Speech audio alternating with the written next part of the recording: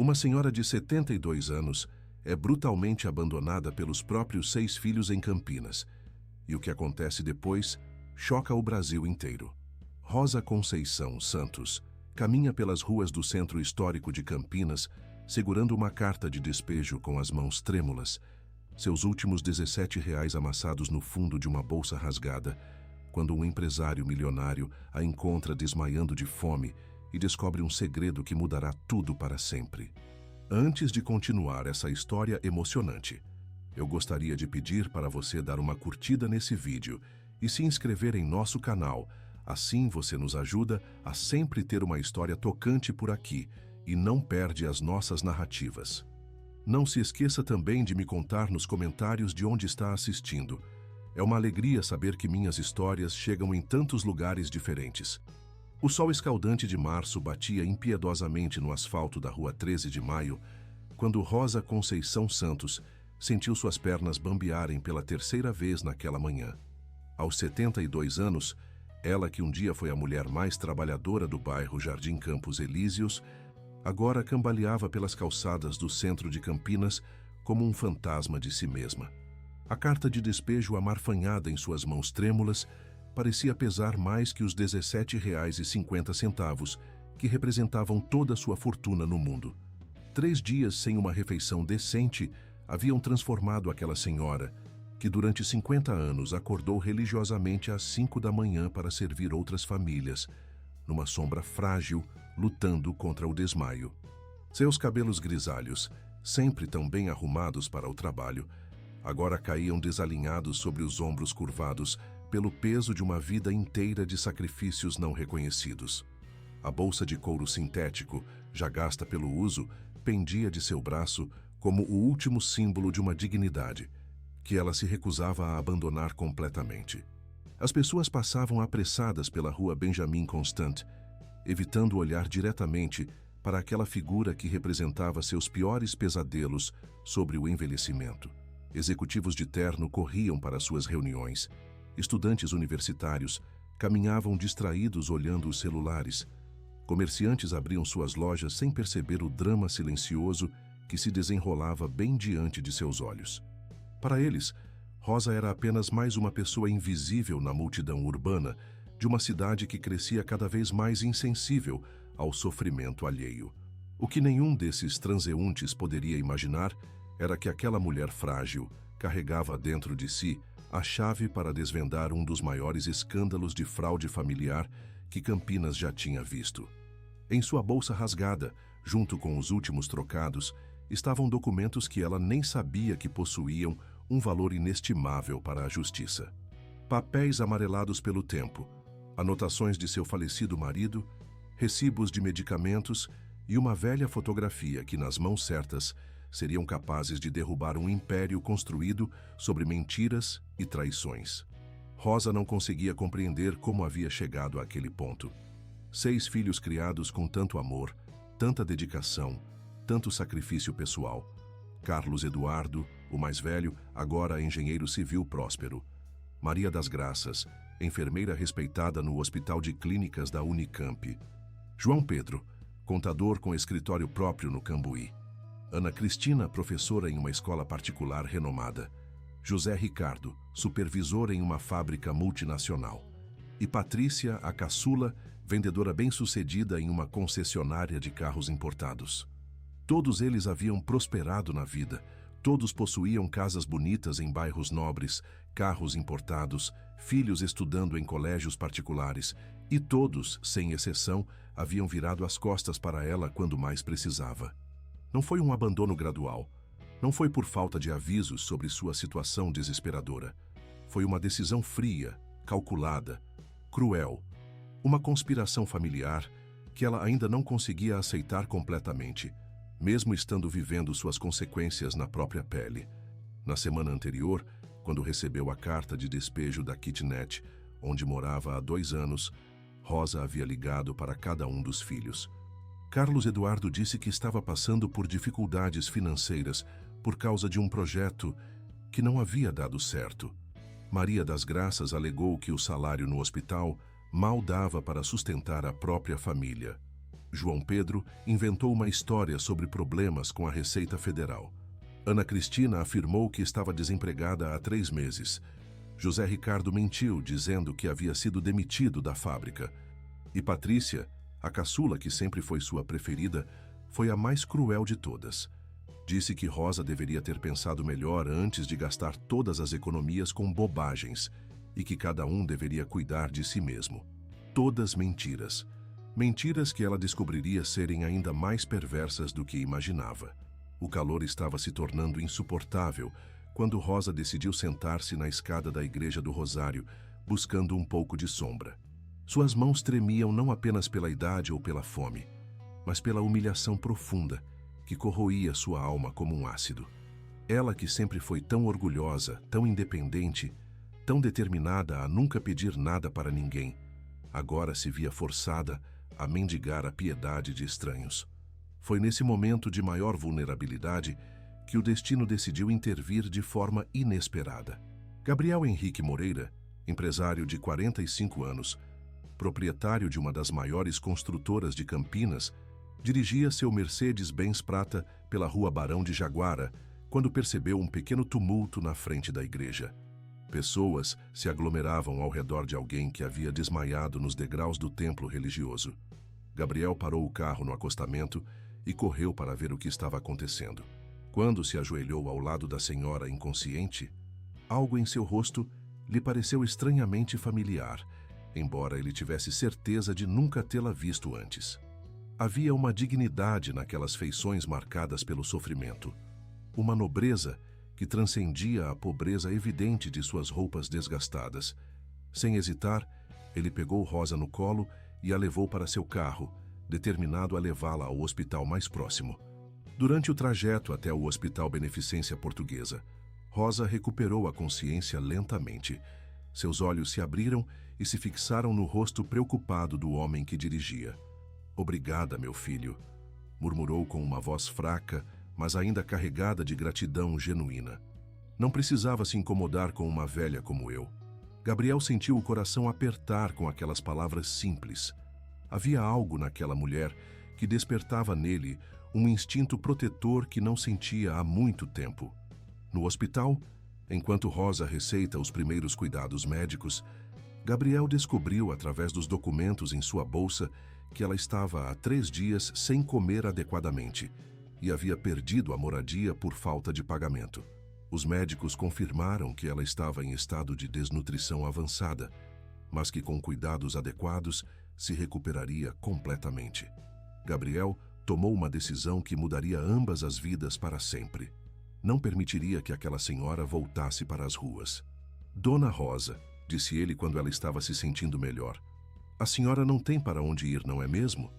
Ela baixou os olhos, envergonhada pela primeira vez na vida de admitir sua condição. "Eu tenho uma casa grande demais para um homem sozinho. Que tal a senhora ficar lá até se recuperar completamente e decidir o que quer fazer?" Rosa o olhou com desconfiança inicialmente. 72 anos de vida lhe haviam ensinado que gentileza excessiva de estranhos geralmente vinha com um preço escondido. Mas havia algo diferente naquele homem. Seus olhos transmitiam uma sinceridade que ela não via há muito tempo, nem mesmo nos próprios filhos. Gabriel parecia genuinamente preocupado com seu bem-estar, sem esperar nada em troca. Depois de algumas horas de conversa no hospital, Rosa aceitou a proposta, sem imaginar que estava prestes a descobrir segredos que transformariam completamente sua compreensão sobre o passado e sobre os filhos que a abandonaram tão cruelmente. A mansão de Gabriel no bairro Cambuí era tudo aquilo que Rosa nunca havia imaginado que pudesse habitar. Jardins impecavelmente cuidados, uma piscina cristalina, quartos com banheiros privativos, uma cozinha moderna equipada com todos os eletrodomésticos possíveis. Mas o que mais a impressionou foi perceber como aquela casa enorme estava vazia de vida, de calor humano, de amor. Gabriel morava sozinho desde que a esposa havia falecido 5 anos antes, vítima de um câncer agressivo que a levou em poucos meses. "O quarto da minha mãe continua exatamente como ela deixou", explicou Gabriel enquanto mostrava o cômodo que Rosa ocuparia. "Ela faleceu há 15 anos e eu nunca consegui mudar nada lá dentro. Era um quarto feminino, delicado, com móveis antigos bem conservados e uma cama com colchão ortopédico que parecia um sonho depois de 2 anos dormindo em um colchão de molas quebradas na kitnet úmida. Durante os primeiros dias na casa de Gabriel, Rosa se sentia como uma intrusa. Acordava antes do amanhecer, como sempre fizera, e preparava o café da manhã antes mesmo dele despertar. Limpava a casa inteira sem que ninguém pedisse, organizava os armários, cuidava das plantas do jardim. Ela não conseguia ficar parada. Não conseguia aceitar caridade sem oferecer algo em troca. Gabriel tentava convencê-la de que não era necessário trabalhar, que ela deveria apenas descansar e se recuperar. Mas Rosa nunca havia conhecido outra forma de existir. Foi durante uma dessas manhãs de limpeza que Rosa encontrou em uma gaveta da biblioteca alguns documentos antigos da primeira empresa construtora de Gabriel. Papéis amarelados, contratos de obras, processos judiciais arquivados. Ela não era letrada o suficiente para compreender completamente o que estava lendo, mas alguns nomes nos documentos lhe chamaram a atenção. Nomes que ela conhecia muito bem: Carlos Eduardo Santos, Maria das Graças Santos, João Pedro Santos, Ana Cristina Santos, José Ricardo Santos, Patrícia Santos, seus filhos. Todos os 6 estavam mencionados em um processo judicial de 20 anos atrás, como autores de uma ação contra a construtora Moreira e Associados. O mesmo Gabriel, que agora a abrigava em sua casa, havia sido processado pelos próprios filhos dela 2 décadas antes. A descoberta a deixou confusa e perturbada. Que tipo de coincidência cruel do destino era aquela? Como era possível que o homem que a salvara fosse exatamente a mesma pessoa que seus filhos haviam enfrentado nos tribunais? Rosa guardou os documentos em silêncio, sem mencionar nada para Gabriel. Precisava entender melhor o que havia acontecido antes de tirar qualquer conclusão. Durante os dias seguintes, observou atentamente o comportamento de seu anfitrião, procurando sinais de que ele pudesse ter motivos ocultos para ajudá-la. Mas Gabriel continuou demonstrando a mesma gentileza sincera, a mesma preocupação genuína com seu bem-estar, a mesma generosidade desinteressada que havia mostrado desde o primeiro dia. O que Rosa não sabia ainda era que Gabriel também havia começado a investigar discretamente a história de seus filhos.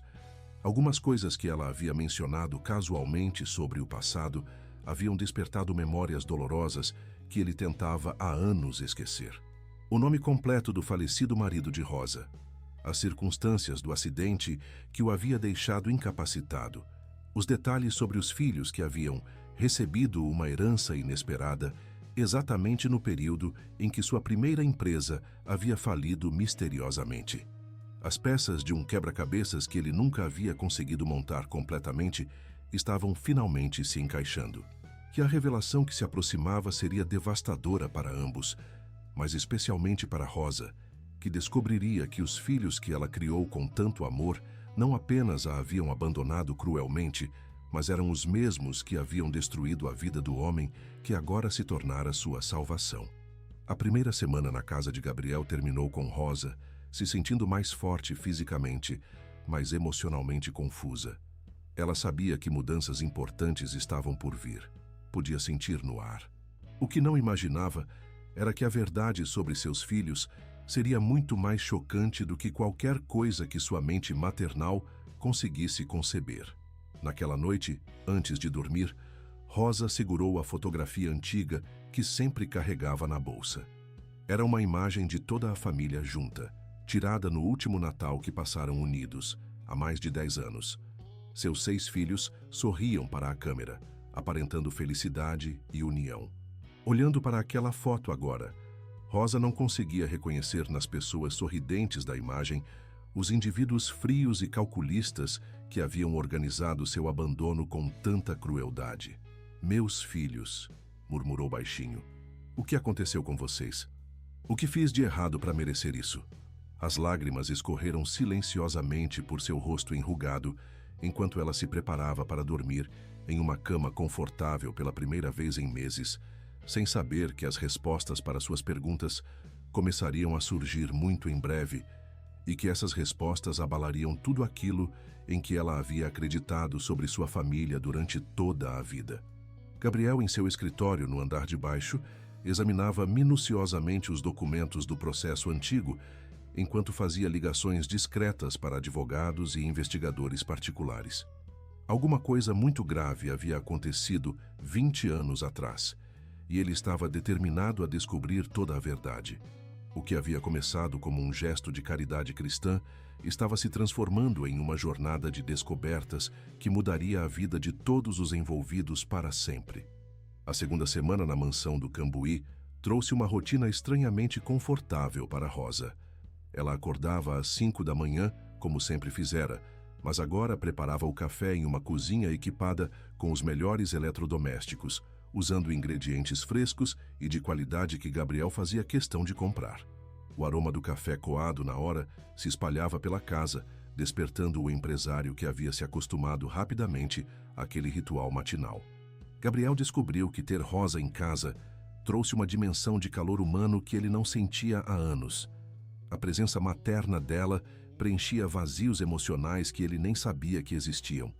Conversas durante o café da manhã, o som de alguém cantarolando baixinho enquanto cuidava das plantas, o cheiro de comida caseira que tomava conta da cozinha no final da tarde. Tudo aquilo que sua fortuna nunca conseguiu comprar estava sendo oferecido gratuitamente por uma senhora que não tinha nada material para dar, apenas um coração generoso e uma sabedoria de vida acumulada em mais de 7 décadas de existência. Mas foi durante uma conversa aparentemente casual sobre o passado que a primeira grande revelação começou a se formar. Rosa comentava sobre as dificuldades que enfrentou quando o marido, Antônio Santos, sofreu um acidente de trabalho que o deixou incapacitado por 2 anos. Foi numa obra ali no Jardim Chapadão. Ela contou enquanto descascava batatas para o almoço. Meu Antônio era um homem muito cuidadoso, sempre respeitava todas as normas de segurança. Mas mesmo assim, aconteceu aquele acidente terrível. Gabriel sentiu um frio na espinha ao ouvir aqueles detalhes. Jardim Chapadão, 20 anos atrás. Ele se lembrava perfeitamente daquele período, de todas as obras que sua empresa havia executado naquela região da cidade. Dona Rosa? Perguntou tentando manter a voz firme. A senhora se lembra do nome da empresa onde seu marido trabalhava? Rosa parou de descascar as batatas e olhou para ele com curiosidade. Claro que lembro, meu filho. Era uma construtora grande, muito respeitada. Moreira em Associados. Por que a pergunta? O silêncio que se seguiu pareceu durar uma eternidade. Gabriel sentia o coração disparar, enquanto processava a confirmação de suas suspeitas mais terríveis. Rosa, percebendo a expressão perturbada em seu rosto, largou a faca e se aproximou dele. Gabriel, o que foi? Você está pálido. Ele a olhou nos olhos, aqueles olhos bondosos que haviam lhe oferecido apenas gratidão e carinho desde o dia em que se conheceram, e soube que chegara o momento de contar toda a verdade. Dona Rosa, disse ele com voz embargada, preciso lhe contar algo muito importante. Moreira em Associados era minha empresa. Eu era o proprietário da construtora onde seu marido trabalhava. Rosa sentiu as pernas bambearem e se apoiou na bancada da cozinha. A revelação era como um soco no estômago, uma informação que bagunçava completamente sua compreensão sobre tudo aquilo que estava vivendo. Gabriel a ajudou a se sentar e trouxe um copo d'água. Isso não pode ser coincidência, ele continuou. Há semanas venho investigando algumas coisas que a senhora mencionou sobre seus filhos. Rosa, eu preciso lhe mostrar alguns documentos. Documentos que vão explicar muita coisa sobre o que aconteceu com a senhora e com sua família. Ele foi até o escritório e voltou com uma pasta cheia de papéis. Seus filhos me processaram há 20 anos. Eles alegaram que a empresa havia sido negligente com as normas de segurança, que isso tinha causado o acidente do seu marido. Rosa pegou os documentos com mãos trêmulas. Mesmo com sua educação limitada, conseguia entender alguns trechos. Viu os nomes de todos os seus 6 filhos como autores da ação judicial. Viu valores astronômicos sendo solicitados como indenização. Viu alegações de negligência criminal, pedidos de indenização por danos morais e materiais, acusações de que a empresa havia forjado documentos de segurança. Mas isso não pode estar certo, murmurou ela. Meu Antônio sempre disse que a empresa cumpria todas as normas. Ele tinha muito respeito pelo patrão. Dizia que era um homem justo e honesto. Dona Rosa, Gabriel continuou com voz pesada. O processo durou 3 anos. No final, fui obrigado a pagar uma indenização milionária para seus filhos. O dinheiro veio de um seguro, mas mesmo assim a empresa faliu. Eu perdi tudo. A construtora, a reputação, quase perdi a própria vida. Durante meses pensei em suicídio. Foi o período mais escuro da minha existência. Rosa o olhava incrédula, tentando processar aquela informação devastadora. Mas então, os meus filhos, eles mentiram? Gabriel abriu outro arquivo. Seus filhos contrataram os melhores advogados da cidade. Apresentaram laudos médicos, perícias técnicas, testemunhas. Tudo muito bem organizado, muito convincente. Na época, eu era jovem. Estava começando no ramo da construção civil. Não tinha experiência para me defender adequadamente. O juiz acreditou na versão deles e determinou o pagamento da indenização. Rosa sentiu náuseas. A realidade que estava se revelando era pior que qualquer pesadelo. Seus filhos não apenas haviam mentido, mas haviam destruído a vida de um homem inocente. Gabriel, ela disse com voz quebrada, você tem certeza absoluta de que não houve negligência? Que a empresa cumpria todas as normas de segurança? Ele assentiu gravemente. Dona Rosa, eu tenho todos os documentos originais, todas as certificações, todas as aprovações dos órgãos competentes, todos os treinamentos realizados com os funcionários. Seu marido, inclusive, assinou os comprovantes de que havia recebido todos os equipamentos de proteção e treinamentos necessários. Gabriel foi buscar mais documentos e mostrou para Rosa. Havia a assinatura de Antônio Santos em dezenas de papéis, recibos de equipamentos de proteção individual, comprovantes de participação em treinamentos de segurança, atestados médicos regulares. Veja, Dona Rosa, seu marido era um funcionário exemplar. Nunca houve nenhuma reclamação sobre as condições de trabalho. O acidente aconteceu por uma fatalidade. Dessas coisas que infelizmente podem acontecer mesmo quando todas as precauções são tomadas. Rosa segurava os documentos com as mãos tremendo violentamente. Ver a assinatura do marido falecido naqueles papéis trouxe de volta memórias dolorosas, mas também confirmações importantes. Ela se lembrava de Antônio chegando em casa, comentando sobre os treinamentos, mostrando orgulhosamente os equipamentos de segurança que a empresa fornecia, elogiando a preocupação da construtora com o bem-estar dos funcionários. Meu Antônio nunca mentiu para mim, sussurrou. Se ele dizia que a empresa era boa, era porque realmente era. Então por que meus filhos fizeram isso? Ela perguntou, embora já começasse a suspeitar da resposta terrível. Gabriel suspirou profundamente. Dona Rosa, sua família recebeu quase 2 milhões de reais de indenização naquela época. Dinheiro suficiente para que todos eles comprassem casas, carros, montassem negócios. Dinheiro que veio de uma mentira, de uma acusação falsa, da destruição da minha vida profissional. A revelação caiu como uma bomba no coração de Rosa. Todas as conquistas dos filhos, todas as propriedades, todos os luxos de que desfrutavam, tudo havia sido comprado com dinheiro sujo. Dinheiro obtido através de uma fraude elaborada contra um homem inocente. E agora, 20 anos depois, esse mesmo homem a havia salvado da morte na rua, a havia acolhido em sua casa, lhe oferecia carinho e cuidados como se ela fosse sua própria mãe.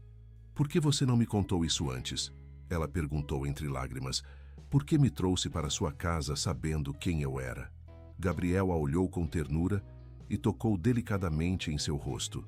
Porque a senhora não teve culpa nenhuma no que seus filhos fizeram. Porque a senhora é uma vítima tanto quanto eu fui. E principalmente porque, desde o momento em que a trouxe para casa, descobri que ter a senhora aqui me trouxe uma paz que eu não sentia há 20 anos. Rosa chorou por horas naquela tarde. Chorou pelos anos de sofrimento que Gabriel havia enfrentado por causa da mentira dos filhos. Chorou pela descoberta de que aqueles 6 jovens que ela criou com tanto amor eram capazes de tamanhas crueldades. Chorou por perceber que o abandono cruel que havia sofrido não era apenas ingratidão, mas uma tentativa deliberada de silenciá-la permanentemente antes que descobrisse a verdade sobre o dinheiro que financiou as vidas confortáveis deles. Gabriel tentou consolá-la, mas Rosa estava inconsolável. Eles sabiam que eu poderia descobrir. Soluçava. Por isso me abandonaram. Por isso me deixaram morrer na rua. Não foi apenas ingratidão, foi medo. Medo de que eu soubesse de onde veio o dinheiro que permitiu a eles viverem como ricos. A compreensão da perversidade completa do abandono que havia sofrido era mais dolorosa que a própria fome e humilhação. Naquela noite, Rosa mal conseguiu dormir. Ficou deitada na cama confortável, olhando para o teto, repassando mentalmente toda a sua vida. Quantos sinais havia ignorado? Quantas vezes os filhos haviam demonstrado um caráter duvidoso que ela, cegada pelo amor maternal, havia escolhido não ver? As memórias voltavam em cascata, pequenas mentiras que ela havia desculpado, episódios de desrespeito que havia tolerado, momentos em que percebeu que eles a viam mais como uma empregada do que como mãe. Gabriel também passou a noite em claro, no seu escritório, examinando todos os documentos do processo antigo. Agora que sabia toda a verdade, ele podia ver claramente como havia sido enganado. As provas apresentadas pelos filhos de Rosa eram convincentes, mas fabricadas. Os laudos médicos continham informações que não condiziam com os registros hospitalares originais. As perícias técnicas haviam sido realizadas por profissionais que posteriormente foram investigados por outras fraudes similares. As testemunhas eram pessoas que haviam recebido dinheiro para mentir. Na manhã seguinte, Gabriel tomou uma decisão que mudaria tudo. Dona Rosa, disse ele durante o café da manhã, vou contratar os melhores advogados do país para reabrir esse processo. 20 anos se passaram, mas fraude não prescreve. Seus filhos vão ter que devolver cada centavo que roubaram, com juros e correção monetária. E vão ter que responder criminalmente por falsidade ideológica, formação de quadrilha e estelionato. Rosa o olhou com uma mistura de medo e esperança. Gabriel, você tem certeza? Eles são meus filhos. Mesmo depois de tudo que fizeram, ainda são meus filhos. Ele pegou suas mãos gentilmente. Dona Rosa, eles não a trataram como mãe quando a abandonaram na rua para morrer. Eles fizeram uma escolha. Escolheram o dinheiro sujo em vez do amor maternal. Agora é hora de enfrentarem as consequências dessas escolhas. A investigação judicial seria reaberta, os segredos familiares seriam expostos publicamente, e Rosa descobriria que sua jornada de sofrimento estava apenas começando. Mas pela primeira vez em anos, ela não estaria sozinha para enfrentar as tempestades que se aproximavam. Os 3 dias seguintes trouxeram revelações ainda mais chocantes. Gabriel contratou um dos escritórios de advocacia mais respeitados de São Paulo, que imediatamente começou uma investigação detalhada sobre o patrimônio atual dos 6 filhos de Rosa. O que descobriram era assombroso. Todos eles possuíam bens avaliados em valores muito superiores aos seus salários oficiais. Carlos Eduardo, o engenheiro civil, possuía 3 apartamentos em Campinas e uma casa de praia em Ubatuba, além de 2 carros importados. Maria das Graças, a enfermeira, havia comprado recentemente uma clínica particular e possuía investimentos em ações que somavam centenas de milhares de reais. João Pedro, o contador, era proprietário de um escritório de contabilidade próspero e havia adquirido recentemente uma fazenda em Minas Gerais. Ana Cristina, a professora, dirigia uma escola particular pequena, mas lucrativa, e possuía um apartamento duplex no centro de Campinas. José Ricardo, o supervisor de fábrica, havia montado uma empresa de consultoria industrial e possuía uma frota de caminhões para transporte de cargas. Patrícia, a caçula, havia aberto uma concessionária de carros seminovos e possuía uma casa luxuosa no condomínio fechado mais caro da cidade.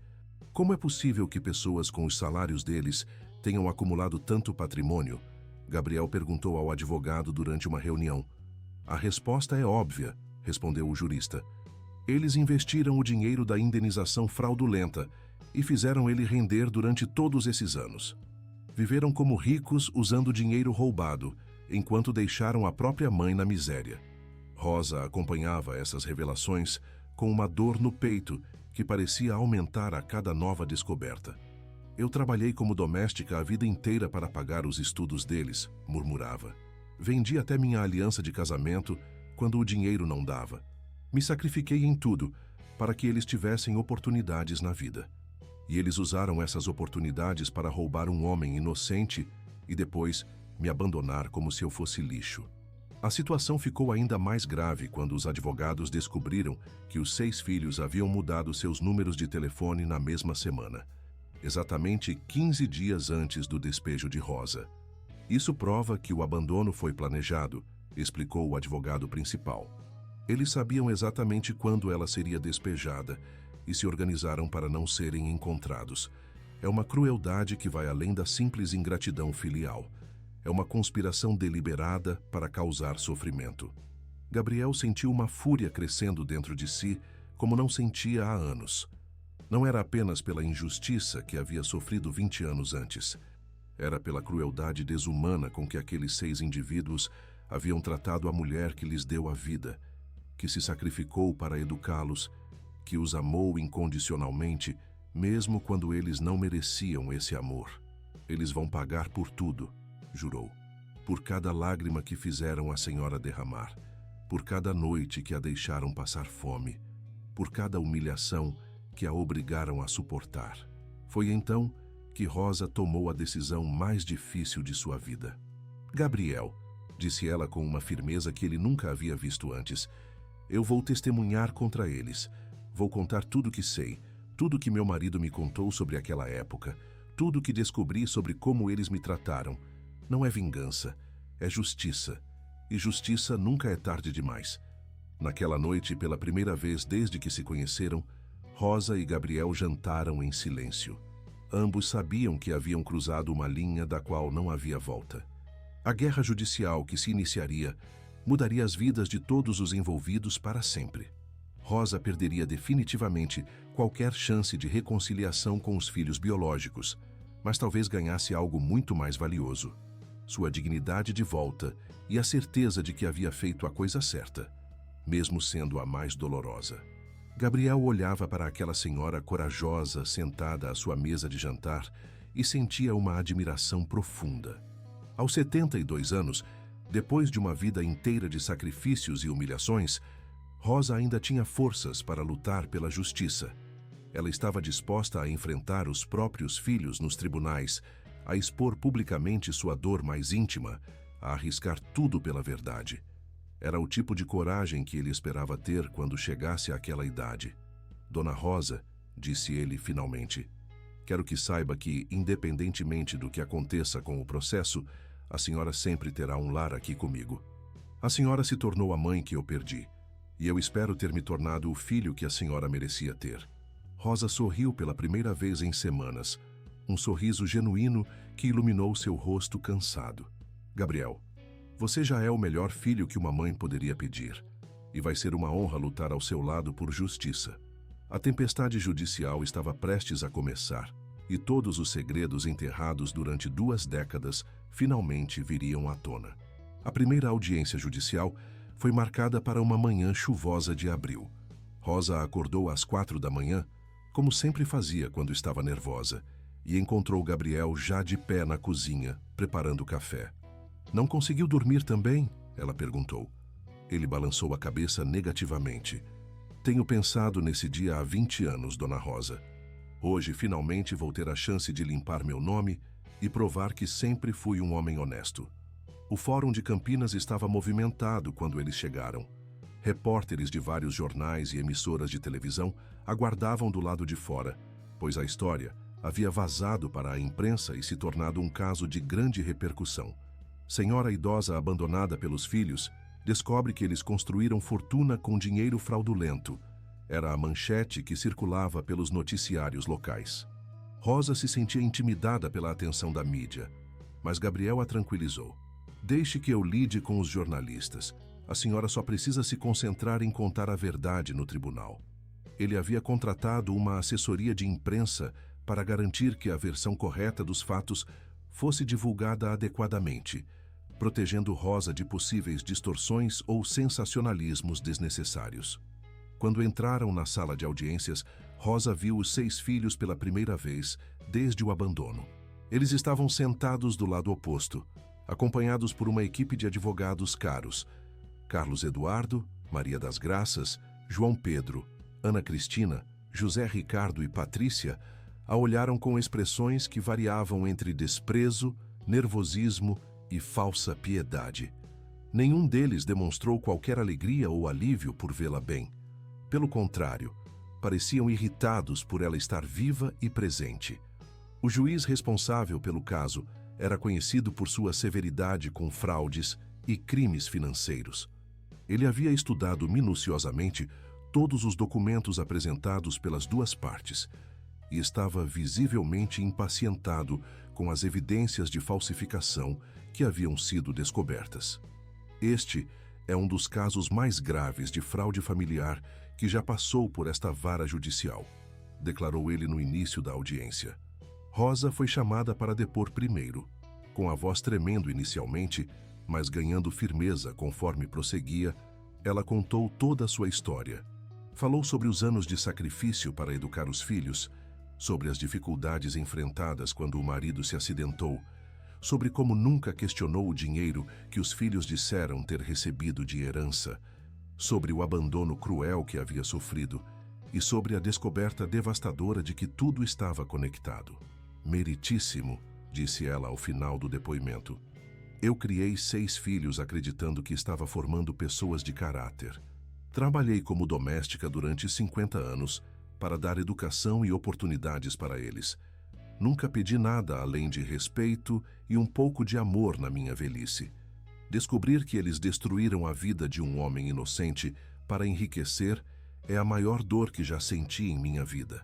Maior que a fome, maior que o abandono, maior que qualquer humilhação física. O depoimento de Rosa emocionou até os funcionários mais experientes do tribunal. Várias pessoas na plateia choravam abertamente.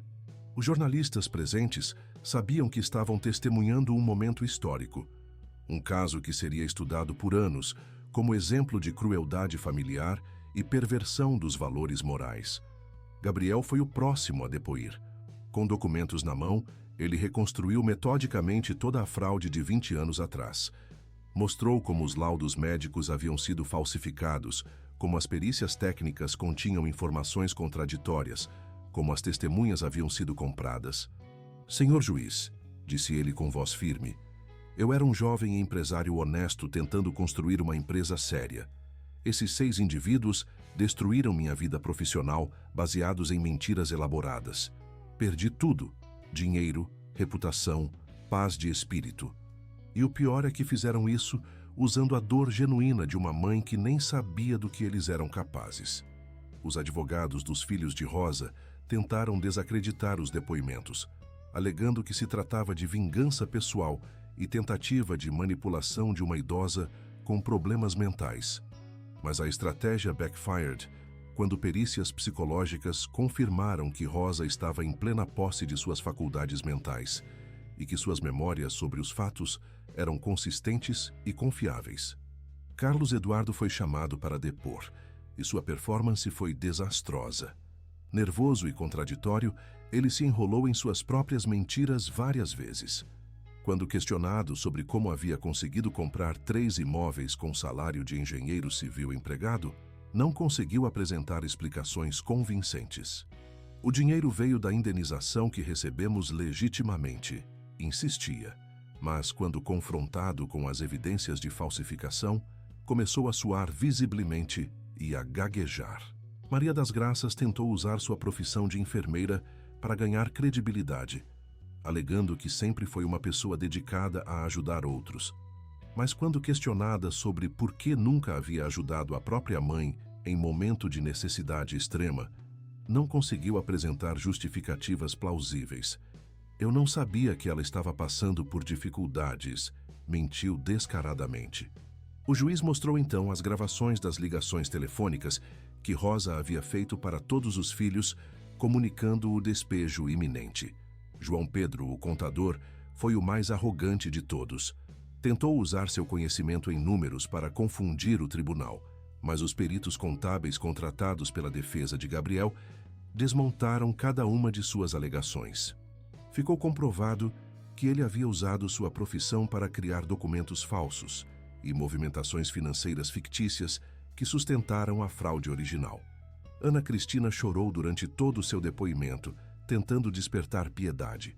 Alegou que havia sido manipulada pelos irmãos mais velhos e que não compreendia completamente o que estava acontecendo na época. Mas os documentos provaram que ela havia assinado pessoalmente vários papéis fraudulentos e participado ativamente do planejamento do abandono da mãe. José Ricardo tentou transferir toda a responsabilidade para os advogados que haviam conduzido o processo original. Nós apenas seguimos as orientações legais que recebemos, alegou.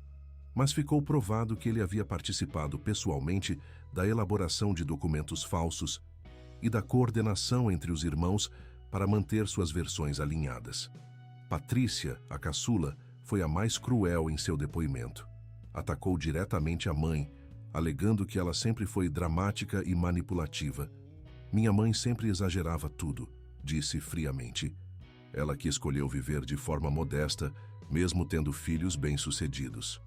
Quando questionada sobre por que havia mentido sobre estar desempregada quando a mãe pediu ajuda, Patrícia respondeu: "Cada um tem direito de decidir como gasta seu próprio dinheiro." A frieza de Patrícia chocou até mesmo seus próprios irmãos. Rosa, assistindo ao depoimento da filha caçula, sentiu seu coração se partir definitivamente.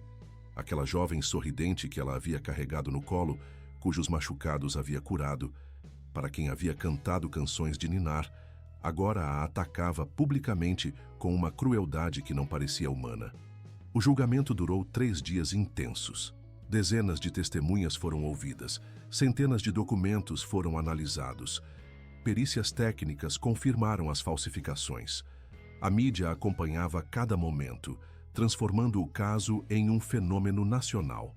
Redes sociais fervilhavam com comentários de apoio a Rosa e indignação contra os filhos. No último dia, o juiz proferiu sua sentença. Este tribunal raramente presenciou um caso de perversidade moral tão evidente, declarou ele. Os réus não apenas cometeram fraude contra um empresário honesto, mas abandonaram cruelmente a própria mãe, tentando silenciá-la permanentemente. Suas ações revelam uma degradação de caráter que vai além da simples criminalidade.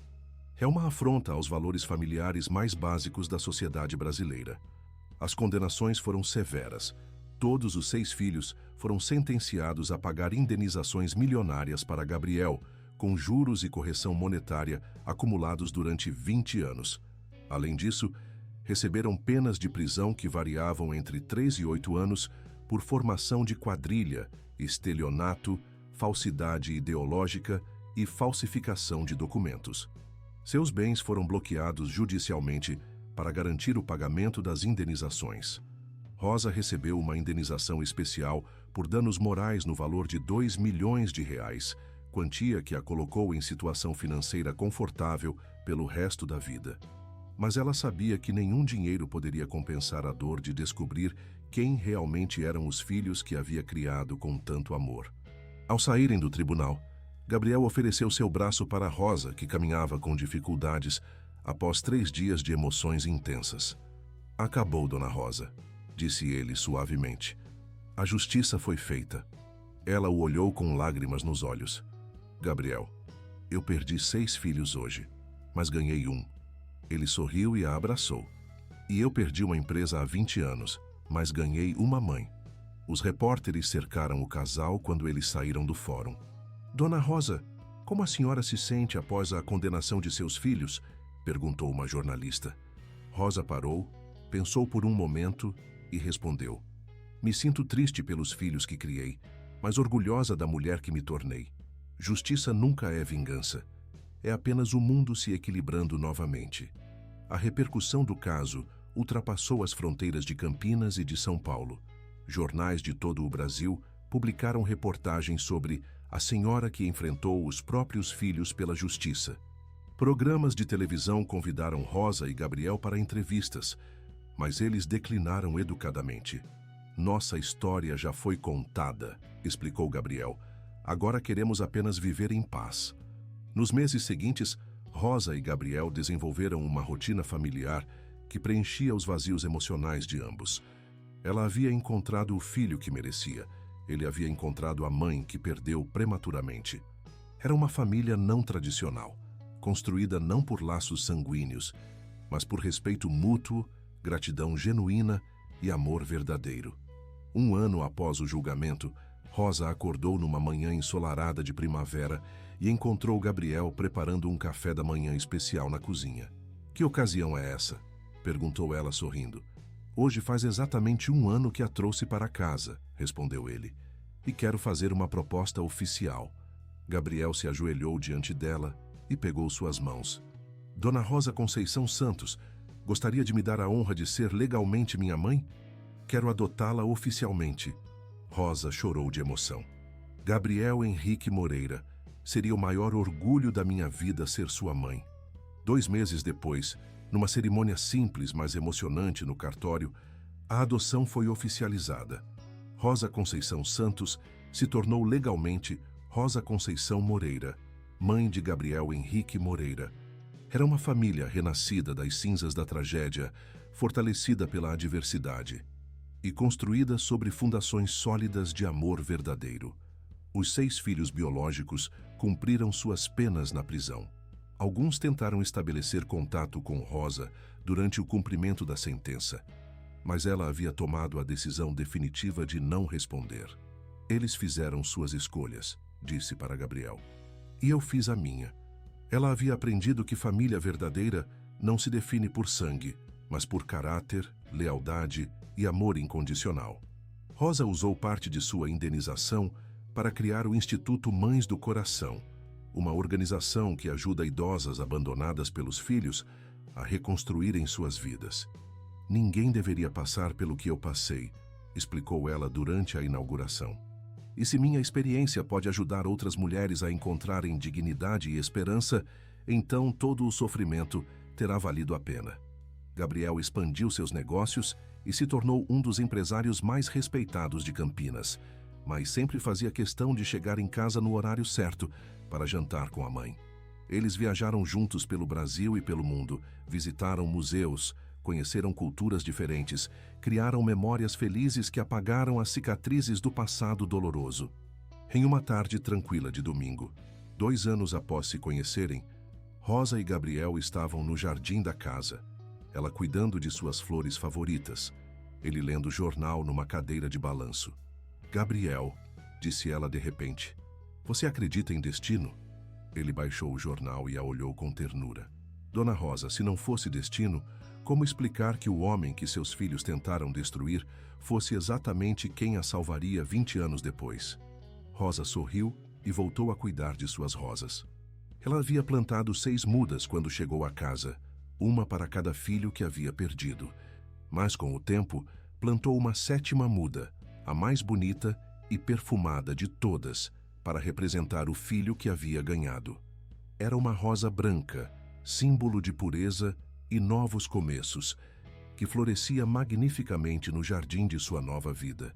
O sol se punha suavemente sobre Campinas naquela tarde de domingo, pintando o céu com tons dourados que se refletiam nas janelas da mansão no Cambuí. Rosa e Gabriel jantaram juntos, como faziam todas as noites, conversando sobre planos para o futuro, sobre viagens que queriam fazer, sobre os projetos do Instituto Beneficente. Eram conversas de uma família verdadeira, construída sobre bases sólidas de respeito mútuo e amor genuíno. Antes de dormir, Rosa abriu o álbum de fotografias que havia começado a montar depois da adoção oficial. Eram imagens de sua nova vida. Ela e Gabriel na cerimônia no cartório, viagens que fizeram juntos, inauguração do Instituto, momentos cotidianos de felicidade simples, mas profunda. Era um álbum que contava a história de uma mulher que perdeu uma família baseada em sangue, mas encontrou uma família baseada em amor. Na última página do álbum, Rosa havia colado uma foto dela e Gabriel sorrindo no jardim, ao lado da roseira branca que representava seu renascimento. Embaixo da foto, ela havia escrito com sua letra cuidadosa: Família é quem fica ao seu lado nos momentos difíceis, quem celebra suas vitórias, quem te ama pelo que você é, não pelo que você pode oferecer. Encontrei minha família verdadeira aos 72 anos. Nunca é tarde demais para ser feliz. Rosa fechou o álbum, apagou a luz do quarto e se preparou para dormir na cama confortável de sua nova casa, ao lado do jardim perfumado que ela mesma havia cultivado, segura no amor incondicional do filho que o destino havia colocado em seu caminho. Pela primeira vez em décadas, ela dormiu em paz completa, sabendo que havia encontrado seu lugar no mundo e que nunca mais estaria sozinha. Gabriel, em seu quarto, também se preparava para dormir, pensando na transformação que Rosa havia trazido para sua vida. A casa não era mais um mausoléu de memórias tristes, mas um lar cheio de vida, amor e esperança. Ele havia recuperado não apenas sua reputação e seu patrimônio, mas havia ganhado algo infinitamente mais valioso: uma mãe que o amava verdadeiramente e uma família que dava sentido a todos os seus sucessos profissionais. Do lado de fora, a cidade de Campinas dormia sob as estrelas, sem saber que ali, numa mansão do bairro Cambuí, dois corações feridos haviam se curado mutuamente através do amor mais puro que existe. O amor que nasce da gratidão, cresce na adversidade e se fortalece na justiça. Era uma história de redenção, de segundas chances, de famílias que se formam não por acaso genético, mas por escolha consciente de amar e cuidar incondicionalmente.